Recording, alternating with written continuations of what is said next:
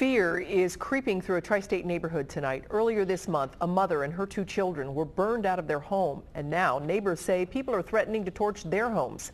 Local 12's Brad Underwood is live in Middletown, where the threats are enough to warrant extra police presence. Right, Brad? You're exactly right. Good evening, Kimmy. It's not just police that are taking these threats seriously, so are the residents in this neighborhood. The Chitwood home was burned down on May 13th. It's been ruled arson. A 17-year-old boy is in the juvenile detention center, and right now a judge is deciding on whether or not he'll face those charges in adult court. Tonight, one mother tells us because her daughter spoke with police, their home is now a target. Just one street over from the now burned, abandoned Chitwood home, Rachel Marshall sits on her front porch watching Middletown police patrol the block. Oh, I love it. There they come again. I love it.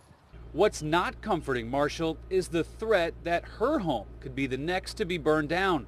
Marshall says her family is now a target because her daughter and other teens in the neighborhood spoke to police about the fire and who said it. So next it was they're going to burn our house down. And a couple of them were asked why was it going to be burnt down, and they made the comment because we're going to get back at her for doing it.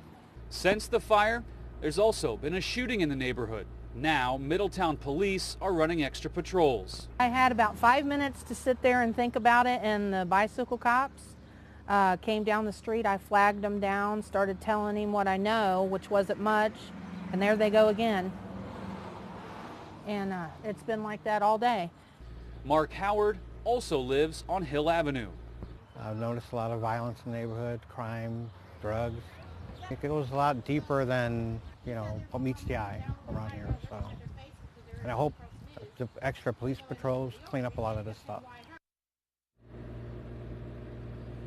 Now, Marshall says in this neighborhood, when you hear these threats or even the rumors of a threat, you have to take them seriously. She says that in the past, she and some of her other neighbors have had their cars vandalized and things thrown on their yards and had attempted their homes to be broken into. And right now, she says that's because when you speak up and call police, this is what happens. Reporting live in Middletown, Brad Underwood, Local 12 News. Cammie. Scary stuff, Brad. Thank you. A hearing is set for the 17-year-old on June 19th, and after that, a judge will decide whether or not to try him as an adult.